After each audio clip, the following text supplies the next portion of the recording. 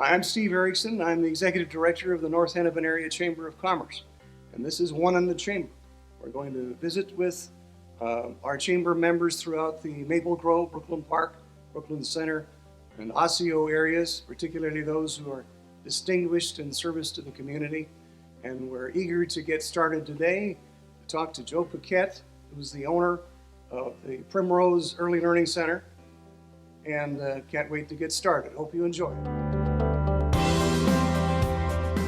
My name is Joe Piket. I own two franchise child care centers called Primrose Schools. One's in Maple Grove and one is in Brooklyn Park. Maple Grove is pretty close to full at about 160 students. The Champlain Park School is a little bit newer school, so it's about half full at about 95 students. Primrose really tries to be that family-oriented place for the community. I mean, we're really looking to take care of the kids in our community, to get them ready to go to school. Giving back to the community is a big part of our culture. We do charitable events, we do family events.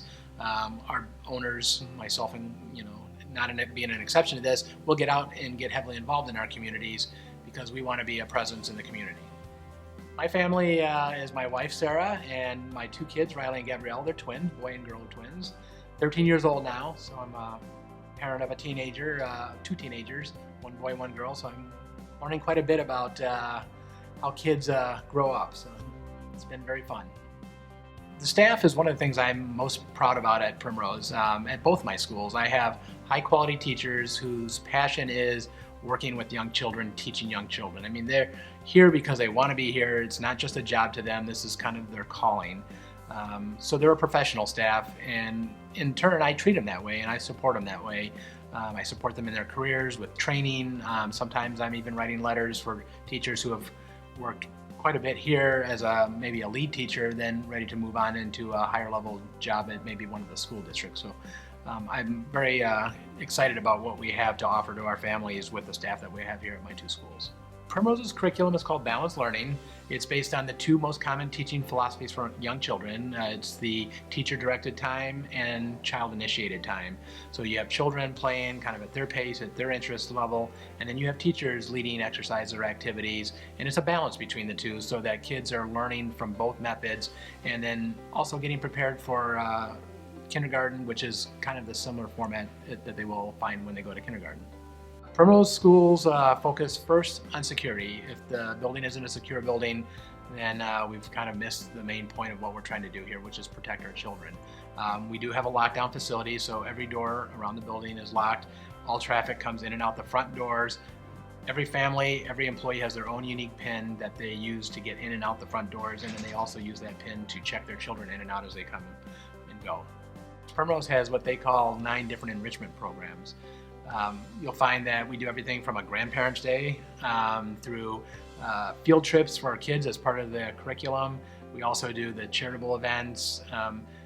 We also get involved in our community. So there's a lot of different programs that are included in the Primrose curriculum. Music, Phi-Ed time, all the things that you would expect young children to need as they're growing up is included in our curriculum. Primrose does have their own cook, full-time cook. It starts with our policy of no outside food being brought in. All food is procured and prepared here on site, and I have a professional cook who prepares the food, who takes it to the rooms, and then all the kids and teachers eat together family style, which is another learning experience for the children. Many of the families at Primrose have been families through more than one child, so they may have come with that first infant or toddler, and then after several iterations with us, I guess, that being multiple programs, their children go all the way through our pre-kindergarten program, graduate, and then they have that second child, and it's almost an automatic for them to want to enroll that second child. We do give priority to the families that are already enrolled, that if they have a infant coming, that we're going to find room for that infant. And infant spots are very hard to find in the area, so that's quite a perk for those existing families. But we want to make sure that all of our families feel valued and that they're getting the best service they can from these. So the North Hennepin Area Chamber of Commerce has been a big part of my business and how it has grown. I've made a lot of connections throughout the community. I currently serve as the board chair for the chamber. I also serve as a co-chair on the Government Affairs Committee, and I'm also a participant on the Business Education Partnership Committee. So my involvement is very heavy with the chamber, and I see it as a very valuable part of my business and my participation in the community. I can't really imagine my business not being part of the chamber. I also know that chambers historically have been very active in the communities, and that was one of the reasons that I joined right away when I started my business. Is I felt like you really can't not be part of the chamber and be successful in the community.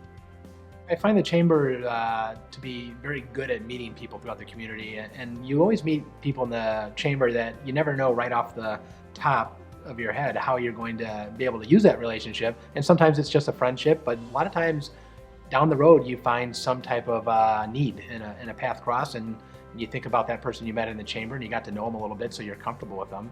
I can give you a great example. I had some work that I needed to have done on this school here, and I went to the chamber back to somebody that I had met on the ambassadors committee and asked him to come in and bid on the work, and they ended up doing the work and did a fabulous job. And I don't think I would have been comfortable just picking somebody out of the yellow pages if I had to do that, because it was my building and it was something that was very important to me that it got done right and it got done in a high quality way. And I see people who are in the chamber as people who care about what they do and care about their reputations in the community, so they're going to do that extra special job to make sure it gets done right.